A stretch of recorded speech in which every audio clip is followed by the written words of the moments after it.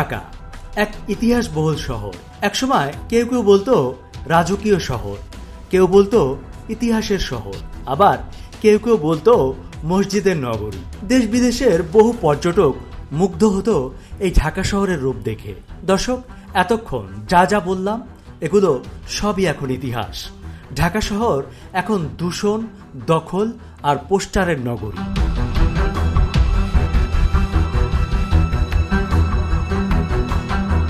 সুপ্রিয় দর্শক মণ্ডলী, আসসালামু আলাইকুম। আমি এখন দাঁড়িয়ে আছি রাজধানীর ব্যস্ততম এরিয়া মতিঝিল শাপলা চত্বরে। তবে আপনাদেরকে যদি আমি বলে না দিতাম যেটি শাপলা চত্বর, তাহলে বুঝতেই পারতেন না যেটি মতিঝিল শাপলা চত্বর। হ্যাঁ, ঢাকা শহরের অধিকাংশ জায়গায় এখন এই মতিঝিল শাপলা চত্বরের মতো পোস্টার, ব্যানার, ফেস্টুনে ঢেকে গেছে এবং পুরা ঢাকা শহর রীতিমতো একটি নর্দমায় পরিণত হয়েছে।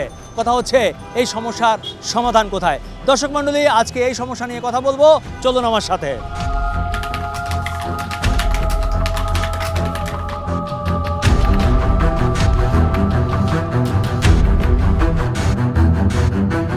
দেশে নির্বাচন যখন অত্যাসন্ন হয়, তখন বিড়ম্বনার আর এক নাম হয় যত্রতত্র প্রচারণামূলক দেয়াল লিখন, পোস্টার আর বিলবোর্ড। নগরী থেকে শুরু করে গ্রাম পর্যন্ত সবার চোখে পড়বে এমন পোস্টার। বাসস্থান, অফিস, শিক্ষা প্রতিষ্ঠান, শিল্প কারখানা, স্কুল, কলেজ, ব্যবসা কেন্দ্র, হাট বাজার, মসজিদের দেয়াল থেকে শুরু করে বেড়া, গাছ, বিদ্যুতের খুঁটি, খাম্বা, সড়ক বিভাজক, ব্রিজ, কালভার্ট, ফ্লাইওভার কিংবা সড়কের উপরিভাগ, সব স্থানেই যত দূর দৃষ্টি যায় চোখে পড়বে দেয়াল লিখন, পোস্টার আর বিলবোর্ড।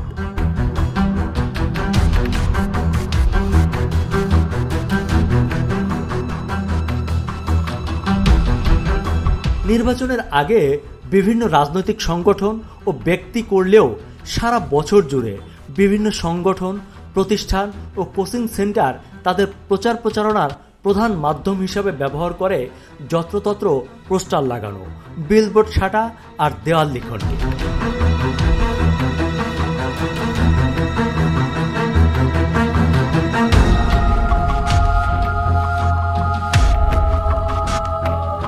বর্তমান সময়ে আমরা দেখছি যে ঢাকা শহর যেখানেই যাই, যেই মোড়েই তাকাই, পোস্টারে পোস্টারে একেবারে ছেয়ে গেছে। চেনা পরিচিত জায়গাগুলো এখন আমরা আর চোখে দেখলে চিনি না। আপনার কি মনে হয় যে এই সমস্যার সমাধান কোথায়? এদেশে যারা নেতা এবং দল প্রতিষ্ঠান রয়েছে তাদেরকে সচেতন হতে হবে এবং সর্বোপরি তারা যে দল বা বড় একটা পদে আসবে তাদের এই শিক্ষাগত যোগ্যতা কতটুকু, যদি শিক্ষাগত যোগ্যতার এখানে প্রভাব থাকে সেই ক্ষেত্রে হয়তো বা উনি এই ব্যানার ফেস্টুন যে তাদের লোকজনকে XYZকে তো অবশ্যই দিক নির্দেশনা দেয়, আপনারা এইভাবে এগুলো করবেন, তো তারা কিন্তু ওভাবেই করে যাবে। তার সঠিক প্রশ্নটা যদি না দেওয়া হয় দায়িত্বভাবে, তাহলে তার কর্মীরাও কিন্তু ওই ব্যাঠিক জায়গায় থেকে যাবে।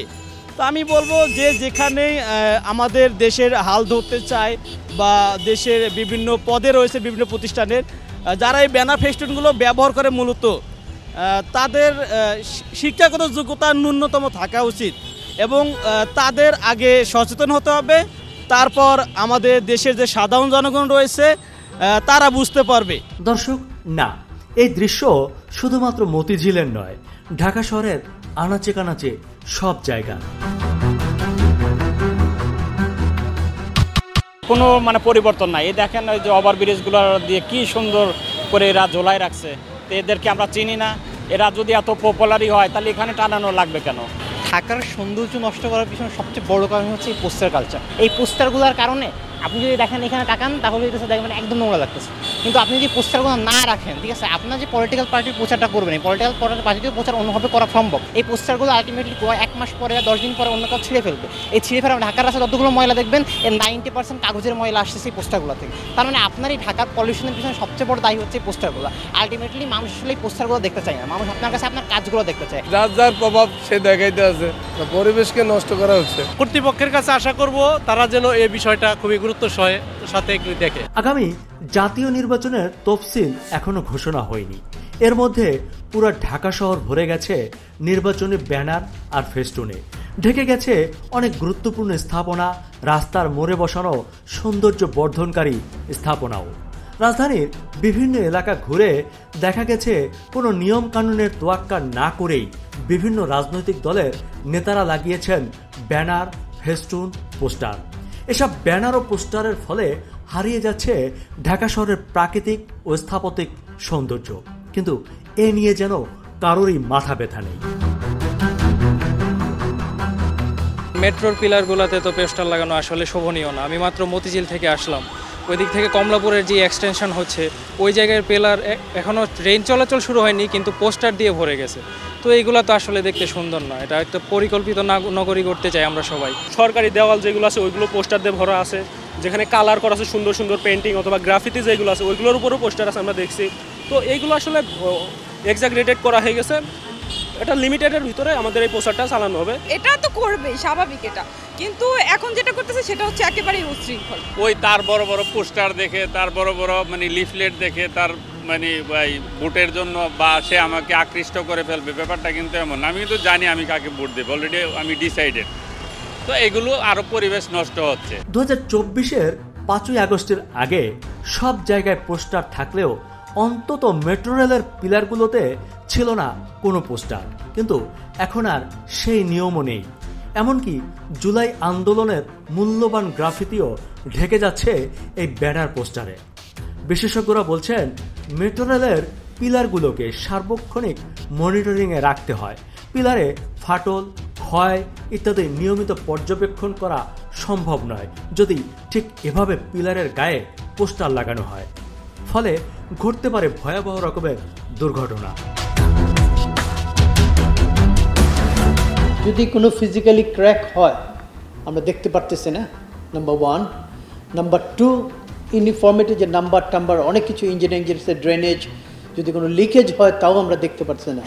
সো এই দুইটা জিনিসের জন্য আমরা এখন যতটুকু ডিসকারেজ করতেছি, কোনো এক সময় আমাদের করতে হয়েছে, সরকারের নির্দেশনা ছিল।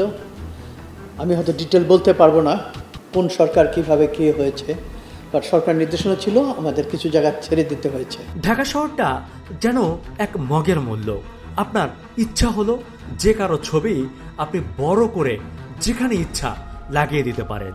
চাইলে নিজের ছবিও বড় করে প্রিন্ট করে যে কোনো ব্যস্ততম সড়কে লাগিয়ে দিন।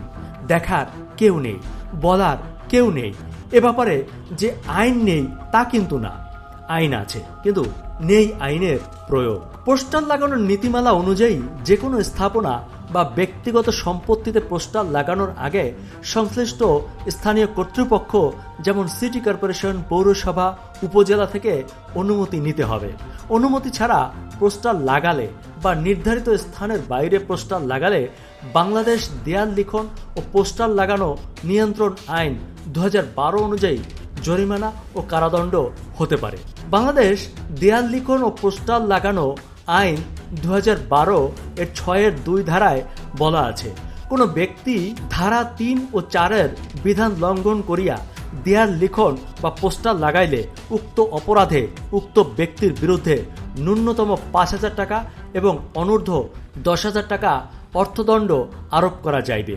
অনাদায়ে অনধিক 15 দিন পর্যন্ত বিনাশ্রম কারাদণ্ড প্রদান করা যাইবে এবং উক্ত ব্যক্তিকে তাহার নিজ খরচে সংশ্লিষ্ট দেয়াল লিখন ক্ষেত্রমতে পোস্টার মুছিয়া ফেলিবার বা অপসারণের জন্য আদেশ প্রদান করা যাইবে। 6-3 ধারায় বলা আছে, কোন সুবিধাভোগীর অনুকূলে ধারা 3 ও 4 বিধান লঙ্ঘন করিয়া দেয়াল লিখন বা পোস্টার লাগাইলে উক্ত অপরাধের জন্য উক্ত সুবিধাভোগীর বিরুদ্ধে ন্যূনতম 10,000 টাকা এবং অনূর্ধ্ব 50,000 টাকার অর্থদণ্ড আরোপ করা যাইবে। অনাদায়ে অনধিক 30 দিন পর্যন্ত বিনাশ্রম কারাদণ্ড প্রদান করা যাইবে এবং উক্ত সুবিধাভোগীকে তাহার নিজ খরচে সংশ্লিষ্ট দেয়াল লিখন বা ক্ষেত্রমতে পোস্টার মুছিয়া ফেলিবার বা অপসারণ করার আদেশ প্রদান করা যাইবে। দর্শক, আইন পড়ে মনে হলো এই আইন কার্যকর করা হলে ঢাকা শহরের অনেকটাই পোস্টার ব্যানার মুক্ত করা সম্ভব।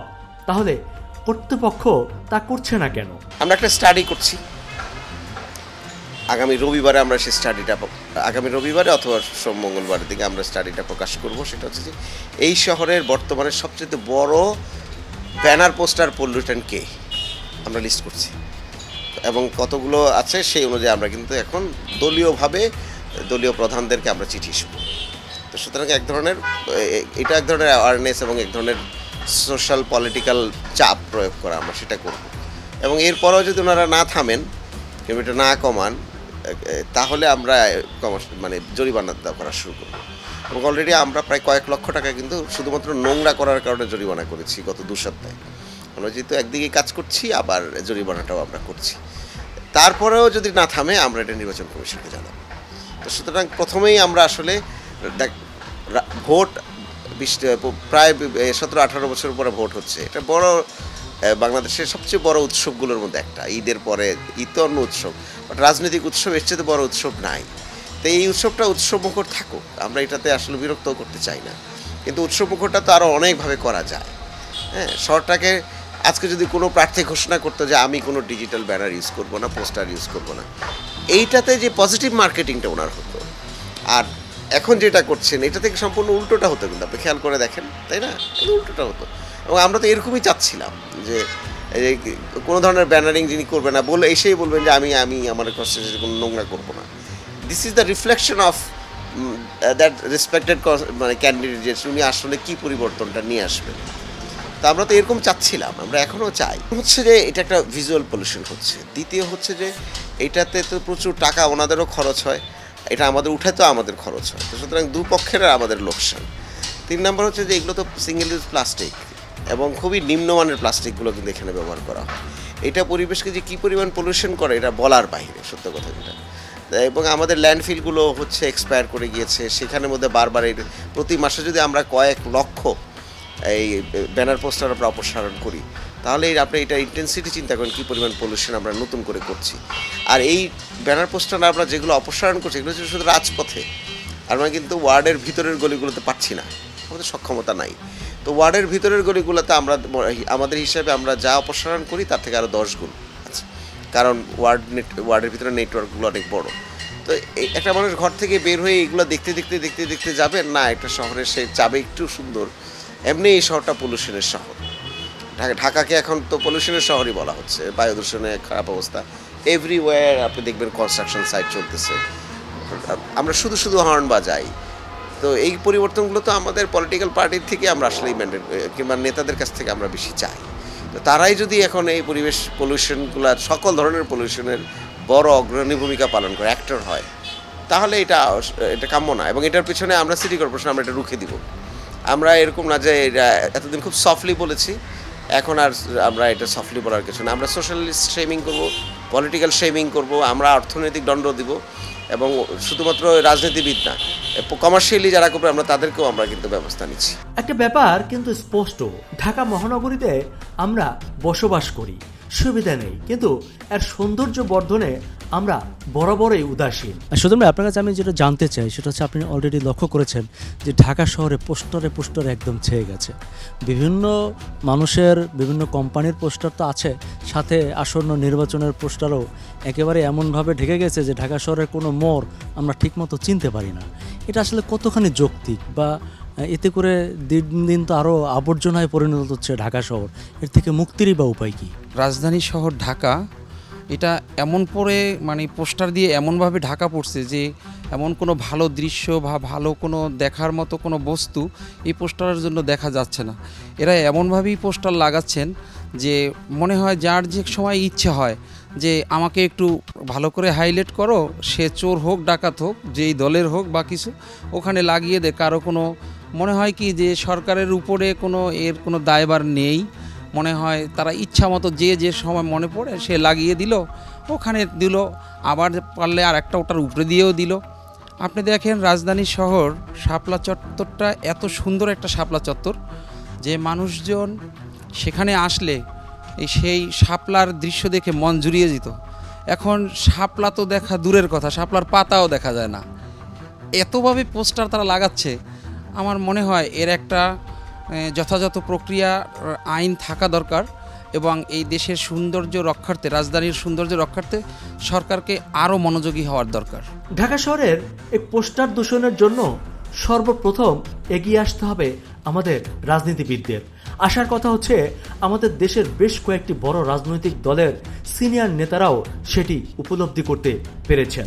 আমরা কিন্তু মাঝখানে এই পোস্টার নিবারণ করার জন্য আমরা কিন্তু কর্মসূচি হাতে নিয়েছি। আমি আমার নিজের পোস্টার নিজে তুলে ফেলেছি। নির্বাচনের একটি পরিবেশ, একটি আমেজ, সেক্ষেত্রে হয়তোবা আমাদের নেতাকর্মীরা অনেক সময় আসলে পোস্টার লাগিয়ে ফেলে, বাট আমরা সেটাকে পোস্টারটা না লাগানোর চেয়ে আমরা বরং এটাকে প্রেফার করি হয়তোবা কিছু ব্যানার বা কিছু ফেস্টুন লাগালে এটা খুব সহজে রিমুভ করা যায়। আমার কাছে মনে হয় যে মেট্রো রেলের যে পিলার বা এগুলির সৌন্দর্য বর্ধনের জন্য আমার মনে হয় যে এখান থেকে পোস্টার যদি কেউ না লাগায়, আমাদের নেতাকর্মী সবাইকে আমি আহ্বান করব, পাশাপাশি আমার এলাকায় যদি কোথাও লাগানো থাকে সেটা আমি আজকে ইমিডিয়েটলি চেষ্টা করব সেটাকে রিমুভ করার জন্য। একইভাবে নিজেদের সংযত রেখে নেতাকর্মীদের কন্ট্রোলে রাখার কথা বললেন ঢাকা ৮ আসনের জামায়াতে ইসলামী মনোনীত প্রার্থী ডক্টর হেলাল উদ্দিন। আমরা আমাদের কর্মীদের কন্ট্রোল রাখছি এবং আমরা আরও রাখবো ইনশাল্লাহ। আমাদের কর্মীরা আমাদের কন্ট্রোলের বাইরে যাবে না। আমরা সবসময় তাদেরকে বলে দিই যে একটা ইথিক্স মেনটেন করবে, কারো পোস্টার লাগাবে না, কারো সাথে যেন গণ্ডগোল না হয় সে ব্যবস্থা করা, এবং জনগণের যেন কোনো ক্ষতির সৃষ্টি না হয় সেটা দেখবা। এইবার তো আমরা যে দেখেছি নির্বাচন কমিশন একটা রুলসই করে দিয়েছে যে পোস্টার লাগানো যাবে না, তারপরেও পোস্টারে ভরে গেছে। এখন এই বিষয়টা আসলে নির্বাচন কমিশনকে সতর্ক হওয়া উচিত। আর বিশেষ করে প্রার্থীর থেকে প্রার্থীর সাথে যারা আছে তাদের পোস্টার আমরা বেশি দেখি, অমুক নেতার শুভেচ্ছা অমুক সদস্য। এতে করে কি হয়, তার চেহারাটা পরিচিত হয়, পরে চাঁদাবাজিদের সুবিধা হয়। এই হিসাবে যিনি প্রার্থী অবশ্যই পোস্টার তার থাকতে হবে, তার সাথে অন্য লোকের ছবি দিয়ে তার পরিচিত হওয়ার কিছু নাই। সে যখন নির্বাচন করবে তখন সে পরিচিত হোক। কিন্তু এক্ষেত্রে হয় কি, সামাজিক অপরাধটা বৃদ্ধি হয়। দেখা যায় যে একেবারেই যে দেখা যায় এলাকায় চিহ্নিত সন্ত্রাসী, অথচ পোস্টার দিয়ে সে আরও পাবলিসিটিটা করে ফেললো এলাকাব্যাপী। এতে করে তার চাঁদাবাজিদের সুবিধা হয়, প্রার্থীর কোনো লাভ হয় না, বরং তার ভোট কমে। আপনার কি মনে হয় যে এই সমস্যার আসলে সমাধানটা কোন পথে, কি করলে সমাধান হবে? শুধু কি আইন দিয়েই হবে? জরিমানার বিচার করা উচিত। একটা অ্যাড ট্যাক্সের ব্যবস্থা, যে প্রার্থী ছাড়া কারো ছবি দিয়ে যদি সে পোস্টার লাগাইতে চায়, সিটি কর্পোরেশন একটা উচ্চ হারে কর নির্ধারণ করে দিতে পারে, সে কর পরিশোধ করে সে লাগাক, এমনিই কমে যাবে।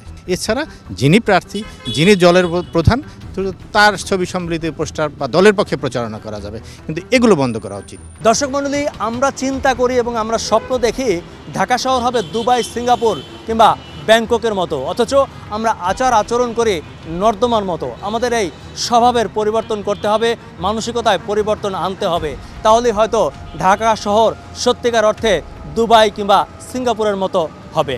তার মানে আমাদের সাবধানতাই পারে আমাদের এই সমস্যার সমাধান দিতে। দর্শক মণ্ডলী, আপনার চোখ কান খোলা রাখুন।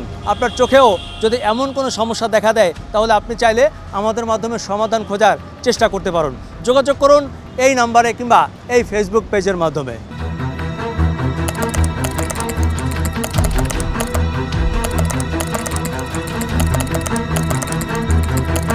দর্শক মণ্ডলী, আজকের মতো বিদায় নিচ্ছি। দেখা হবে অন্য কোথাও অন্য কোনো বিষয় নিয়ে। সে পর্যন্ত সবাই ভালো থাকুন, সুস্থ থাকুন, নিরাপদে থাকুন। খোদা হাফেজ।